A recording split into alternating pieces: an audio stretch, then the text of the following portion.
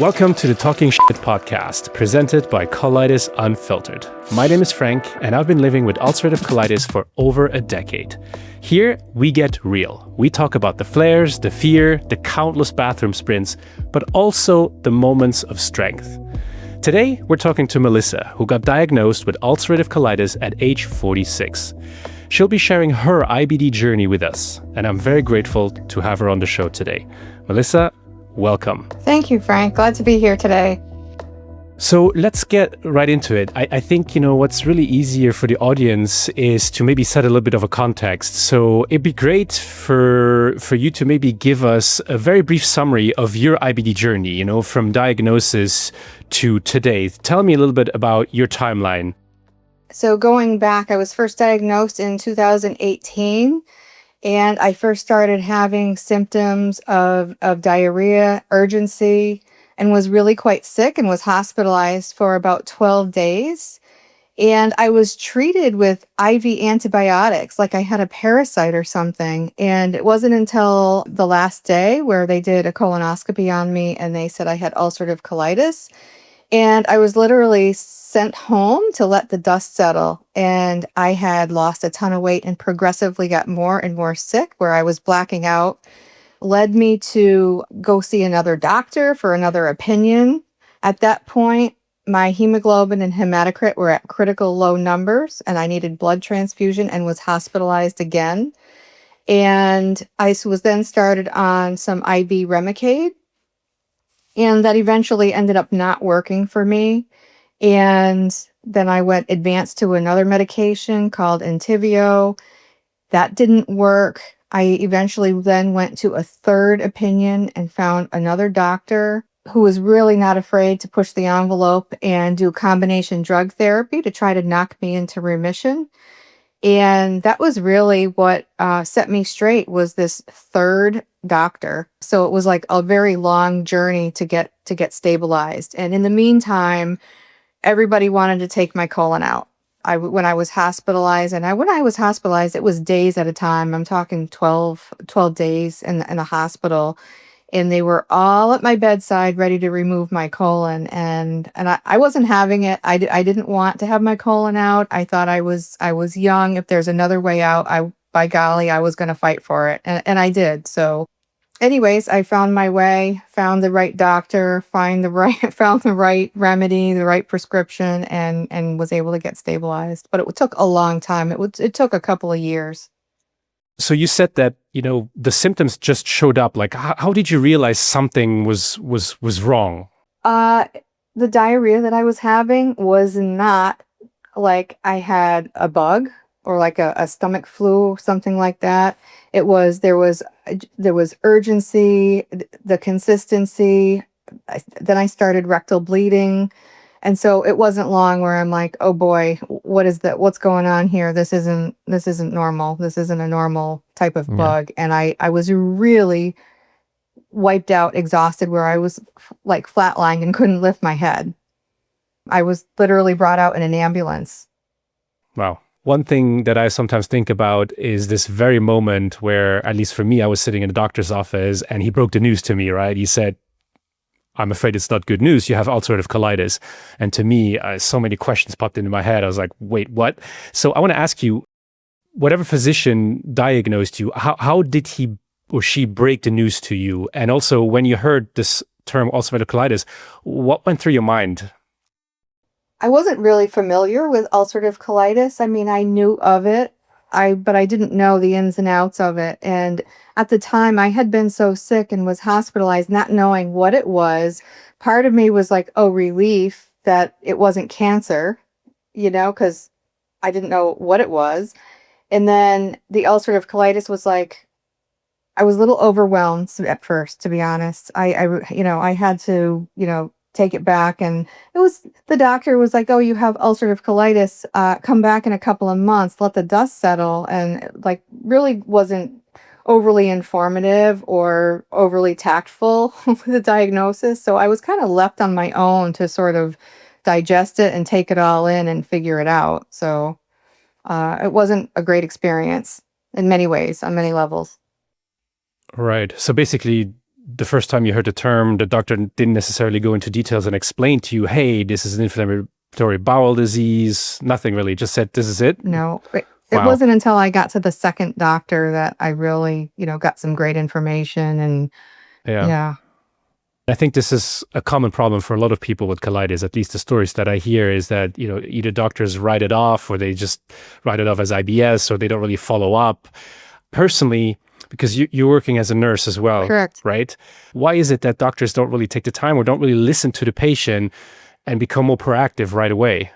Well, I can tell you one thing that I encountered is that there's gastroenterologists that are general gastroenterologists, and then there's gastroenterologists that are specialized in IBD. And that makes a whole world of difference because, the guy I saw first, he could have been a specialist in reflux disease, or saw everything. But does he really, live and breathe ulcerative colitis and Crohn's disease on a daily basis? No. Because he's a general gastroenterologist, I did not believe he knew the ins and outs of the ulcerative colitis. So it really took finding someone that's super specialized in inflammatory bowel disease to sort of treat someone, the best way possible. You mentioned at the beginning, but could you quickly take us through the types of medications that you went through sort of and which ones worked and which ones didn't work? Yeah. So at first I was on mescalamine. Then I went to Remicade. Then I went to Entyvio every 8 weeks. Then when I got to the doctor that was the specialist in IBD, she put me on Xeljanz in conjunction with Entyvio every 4 weeks. And it was that combination of those two medications that really knocked me into remission. So then I was able to wean off of the Xeljanz and maintain the Entyvio. And that's where I'm at today, is on the Entyvio. But have recently gone from every 4 weeks to every 6 weeks. That's great. Entyvio, that's exactly the treatment that I am on now. And for me also, it's been the most stable one. Very glad to hear that this is the one that keeps you in remission, and that's actually the one that keeps me in remission right now as well. I was on prednisone too in between while I was finding the right doctor. I was taking prednisone like crazy because it was stopping the bleeding, and I was taking it totally against medical advice. But I was so afraid to have my colon out. I was like, if it's gonna, stop the bleeding and buy more time till I can find the right doctor and get the right answer, I was doing it, which is not good to be on long-term steroids, but. Exactly, yes. And I mean, I always personally refer to prednisone as sort of a blessing and a curse, right? Blessing because it can help you short-term, but curse, all the side effects and what it does to your body. How did you experience the prednisone? Did you have a very notable side effects? This is a question that a lot of people with colitis that I talk to, and they struggle with prednisone. What was your experience being on that medication? Yeah, I mean, the ulcerative colitis has brought so much, with body image. I mean, there was one point I had lost a lot of weight because everything I was, consuming was going right through me. And then when I was on long-term prednisone, I had like a 30-pound weight gain. I had, hair loss. I had weight gain. I had mood swings. I mean, not good side effects. But it saved me because I was stopped bleeding and it bought me some time.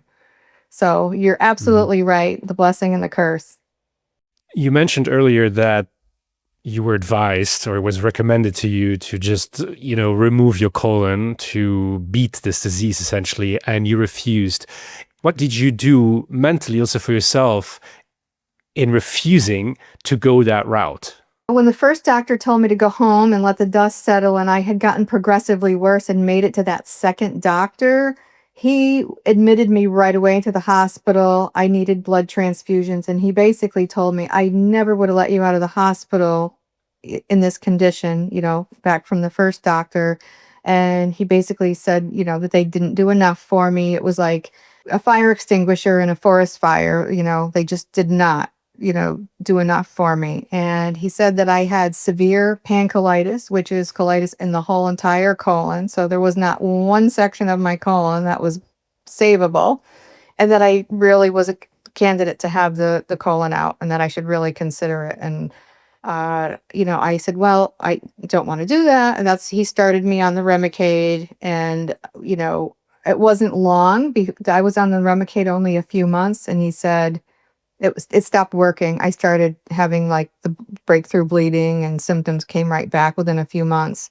And he says, well, I can start you on Antibio, but really you should have the colon out. And I had a very hard time. I had a very, very hard time, digesting that. Like, what's going to happen to my life? I was only 46 years old. Is that necessary? Is there anything out there that can, get me out of this? And I just kept pursuing. I'm like, I need another opinion. I need to find another doctor. And it turned out that Doctor 1 was not an IBD specialist. Doctor 2 was not an IBD specialist. The third one was. And by the time I got to her, she said, yes, you have a very severe case, but she was willing to sort of, try things out and do some experimentation with the medications to see if I couldn't get to a remission where I had a chance of not getting my colon out. It's remarkable that you actually stuck with your opinion and you didn't listen to the doctors. And I understand that a lot of colitis patients out there, they get diagnosed at a stage where they actually don't have any other option anymore. And I think, again, sort of this lack of sort of subspecialty maybe is coming into play as well. The same thing happened to me. And this was while I started on Remicade. And after about a month or two, it didn't really work quite yet. I was feeling better, but my doctor basically told me, listen, if this doesn't work, this is maybe something that we should consider, right? Surgery. And I still remember to this day, I was actually sitting, ironically enough, on the toilet. And I sort of processed everything and I said, no. And I just said, this is not going to happen. So over the years, I thought to myself, listen, everybody always talks about sort of brain-gut connection, right? And I'm the first one to say that certainly the medication, the treatment was what pulled me into remission.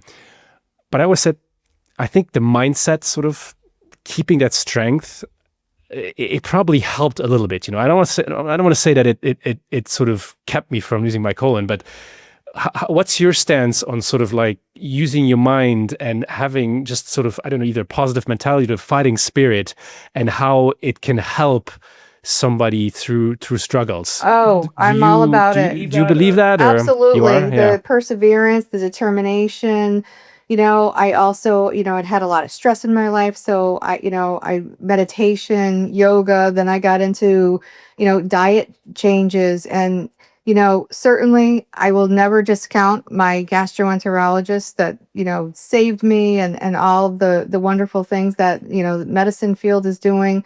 But they were not into diet recommendations. I can't tell you how many times I was told, you can eat a regular diet. It's autoimmune. You can do what you want. It doesn't matter what you eat. You have your colon's failing, get your colon out.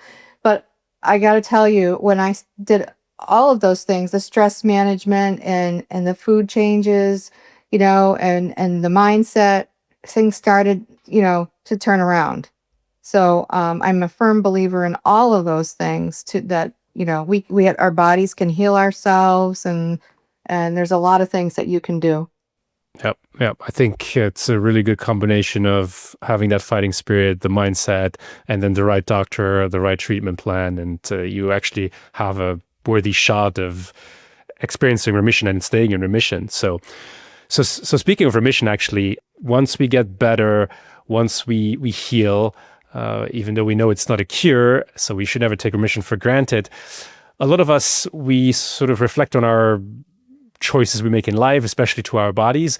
What sort of lifestyle changes have you made, since remission, or what lifestyle changes have helped you better manage your disease?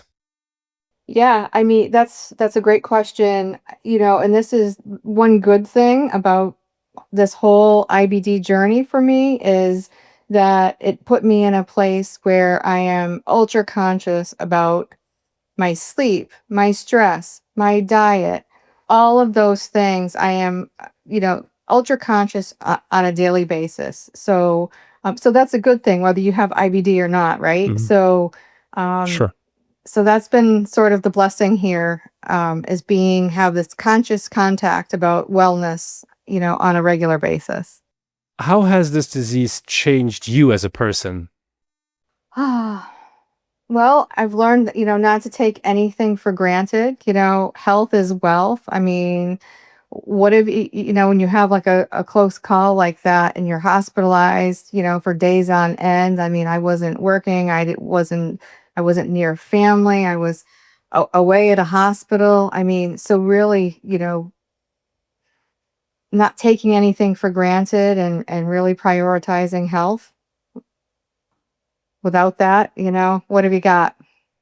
I basically refer to as my IBD journey, or where actually the actual disease is a blessing and a curse as well, right? Curse because we suffered a lot, but then a blessing, it just sort of allows us to revalue our lives. How do you relate to that?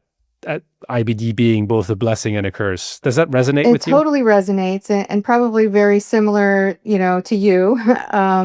The curse is definitely all of the suffering. I mean, it was so stressful navigating the healthcare system, the doctors, finding the right medication, and then all the physical suffering. I mean, I had, weight loss, I had weight gain, I had hair loss. I mean, the fatigue, I had low iron levels, all of that stuff. I mean, that was definitely, the curse and having this, disorder and disease. And then of course, on the flip side, the blessing, I have learned so much, about the disease. I'm, able to help other people.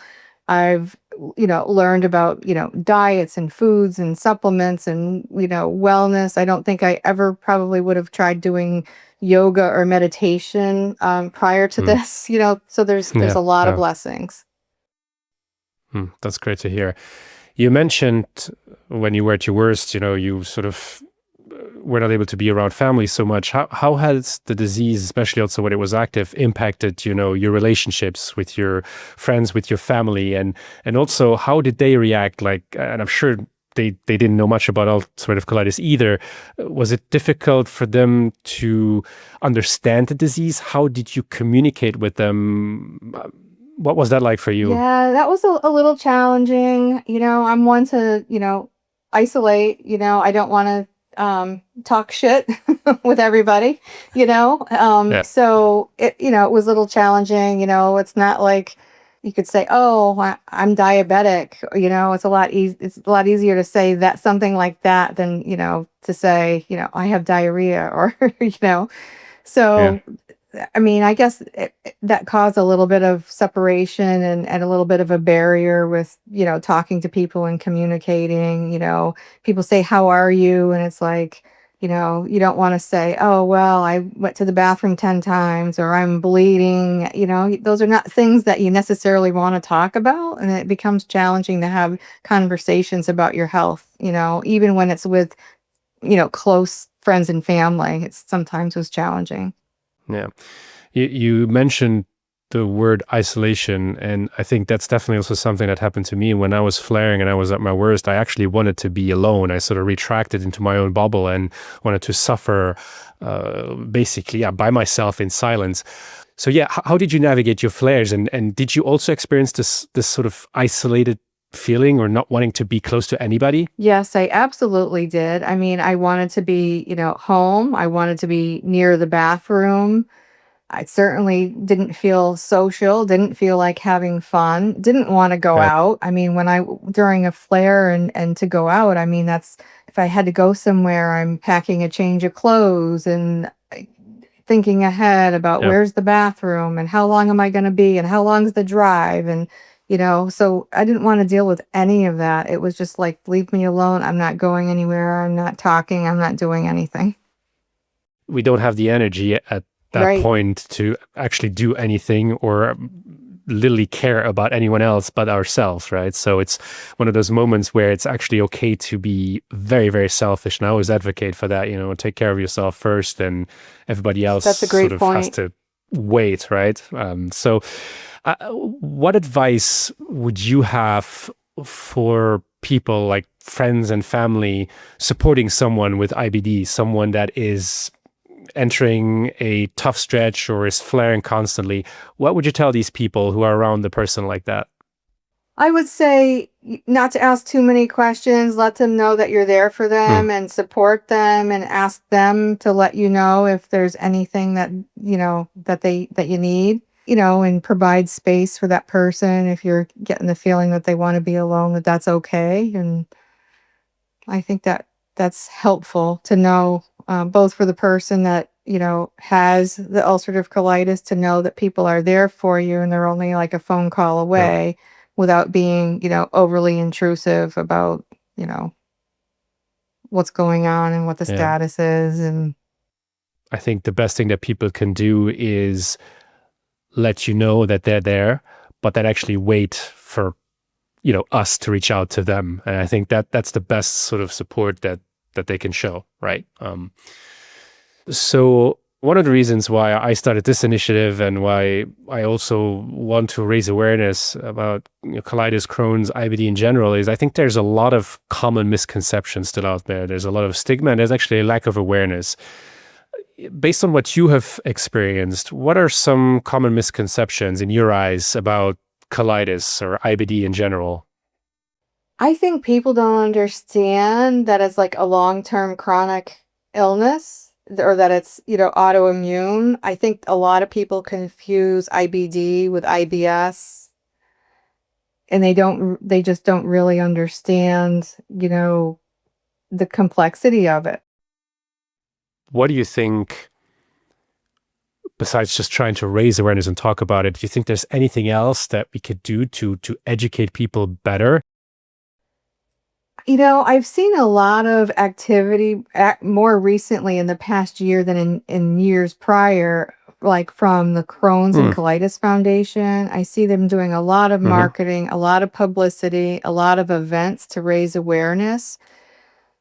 I think there's a movement. I see people on, on TikTok and other social media Yep. platforms talk that are very open, people, that young girls in bikinis that have colostomies. I feel like there's a lot more openness about it. So I feel like there's a movement, out there that's going in the right Hmm. direction to help people understand. Yep.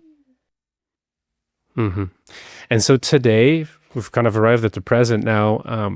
How are you feeling? You feel like you really have this disease under control for now? Are you feeling good? Do you feel strong again? Like how are you feeling? I feel great.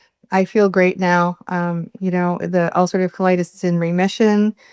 I've recently been able to decrease my dosage of the Entyvio. I have my mental health things that I do. I have my diet that I follow. So yeah, I'm feeling fabulous and back to normal. That's really great to hear. Yeah, no, that's great. Perfect. So I have two questions for you before we wrap this up. We were actually talking right before we started recording a little bit about the difficult healthcare system, specifically the United States. You were diagnosed there. I was diagnosed there, and I suffered through my worst in the US as well. And one of the things that my doctor always told me was, "Oh, you actually have very good insurance." And I thought, "Oh, that's interesting, great." But then, oddly enough, the bills for the Remicade treatments showed up, and I looked at the number, and it said $20,000, and it showed what the insurance would take care of. But then I saw amounts in the thousands of dollars that I would still have to pay out of pocket. So healthcare, this is one of the issues. Insurance, another issue where people who are newly diagnosed tend to struggle with sometimes, not just in the US but mainly there as well. I think other struggles that people are experiencing is diet and how to handle that. And you and I both talked about this. You're sort of having an initiative that you're launching or in the process of launching in terms of trying to help people as well, right? Like or coach them. Can you tell me a little bit about what your initiative is and what you're doing or planning to do in those fields in trying to help people out? Yeah, so I'm a nurse by background, and I have spent many years actually working in the insurance industry. But I was also had many years experience as a case manager and doing motivational interviewing. So I am, between my lived experience, personal and professional experience, I am, opening it up to help people that are out there suffering, that need help navigating the healthcare system, that need help setting goals and making changes in their lifestyle. And so, I feel like, I can give back, and I'm looking forward to doing that. So I'm, have my Substack open, and for anybody that wants to reach out, I can provide individualized coaching sessions or consulting. Perfect. I'm going to put that link as well into the show notes so that people can quickly access that. So then, Melissa, my final question for you is one looking into the future, and this is how we want to part. Do you think we'll see a cure to colitis in our lifetime? Ooh. I know there's already been so many advances, even since I was diagnosed 7 years ago, in the medications. If you go on TV, there are so many new medications out there that it's just unbelievable. As far as a cure goes, that's difficult to answer. I know things are going in great directions, but it seems to be going in the big pharma direction. As far as curing autoimmune disease, I don't know. That's a really tough question. A great question. Yeah. You got me stumped on that one a little bit, but I think it's a holistic thing. I mean, autoimmune, part of me, I can't help but think, it's triggered by stress, by our diets. Yeah. There's a lot to this. And I think it's a question that we honestly can't really answer, but I'd like to ask it because, we all have sort of our mindset, and most of us, at least, who've been living with the disease, who are in remission, we'd like to have this positive outlook, right? And as much as I myself would love to see a cure, I think the more treatments we can find, the better people have a shot at going through a prolonged maintenance and remission of the disease as well. So I think progress is being made there. You're absolutely right. Yeah. Well, Melissa, thank you so much. This has been a really fascinating conversation. And I really want to applaud you as well for wanting to share your journey. I think this is really one of the key elements that we need in raising awareness. It's not just to talk about what the disease is and what it does, but to also share personal experiences. Because yes, everybody is different, but we share a lot of the same issues, challenges, and also victories as colitis patients. So thank you so much again for taking the time and sharing your story. And I wish you nothing but the best with your continuing remission. Thank you so much. I appreciate being here, and best of luck to you. Thank you. That's it for today's episode of Talking Shit, presented by Colitis Unfiltered. I'm Frank Tabering, and if this hit home or hit your gut, do us a favor, subscribe to the show, and follow us at Colitis Unfiltered on YouTube, Substack, Instagram, Threads, TikTok, and Reddit. We'll see you soon for more inspiring stories from the bathroom floor.